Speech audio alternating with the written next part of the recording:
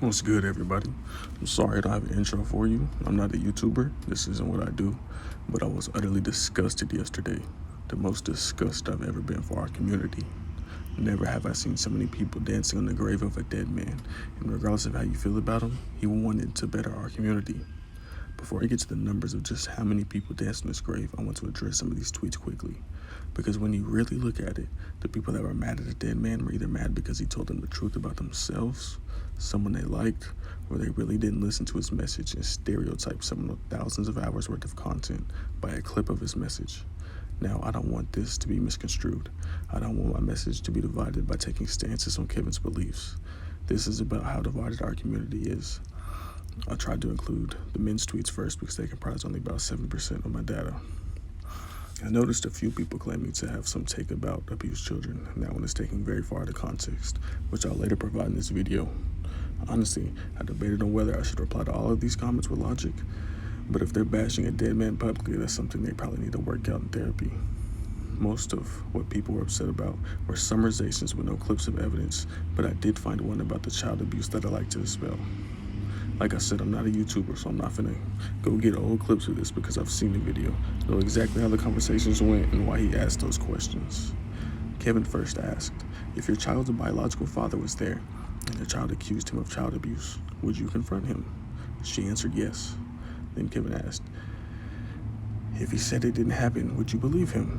She again said yes. Kevin then asked, would you believe the man if he was not the biological father? She replied no. Then Kevin asked, why not interrogate him, then the kid, to see what the story does or doesn't add up.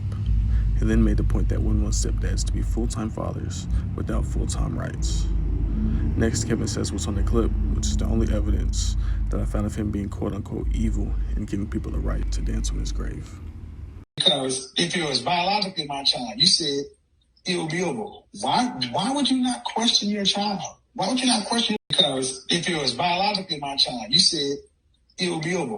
Why would you not question your child? Why would you not question? The rest of these tweets I'm just going to rapid fire through so we can get to the data. But let me say this. I myself thought Kevin Samuels was an idiot when I first heard of him around 7 years ago. Because in my adolescence, I heard a clip and thought he wasn't worth listening to fully. I didn't really know who he was until around 2 years ago, and as a man who's worked an average of 100-hour weeks over the last 5 years, I didn't have the time nor desire to listen to him often, but when I did, I made sure to listen to him all the way, so I'd fully understand the picture he was trying to paint. If you listen to him thoroughly, you know he wanted to better the community. I personally only believed about 70% of what he said, but regardless of how much you did or didn't believe in his message, his death showed us how much negativity really needs to be dispelled from our own community. I personally never wanted to get into YouTube, but after seeing these numbers and the link to which our community is hurting, I'm strongly considering it because we need more well-spoken men with status to be vocal so we can lead the community in a better direction. Getting right into the numbers, we have 128,348 women that either liked a tweet on Twitter or posted themselves about being happy that Kevin Samuels died. You apply the same number to Facebook, Instagram, and TikTok, we get 513,392 females. Kevin does lives on Instagram. Most of his fan base is the Facebook generation, and TikTok is the most popular website in the world. It's safe to say these numbers are conservative. This doesn't account for anything on YouTube, and hundreds of posts on Twitter I either didn't find or skipped because they were under 100 likes.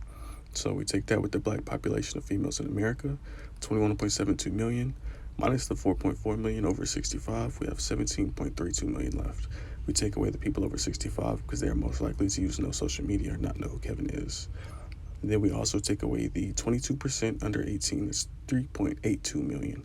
We're left with 13.51 active black females on social. Possibly, that's if every single one of them decides to use social media. So by these calculations, at least 1 out of every 26 black women alive between 18 to 65 celebrated his death in the first 8 hours without it ever being officially confirmed. This speaks volumes on the state of our community and how large the division really is. Personally, even the video is enough for me, and I thank you for your time. But every like to me will symbolize every person that's ready to make the black community whole.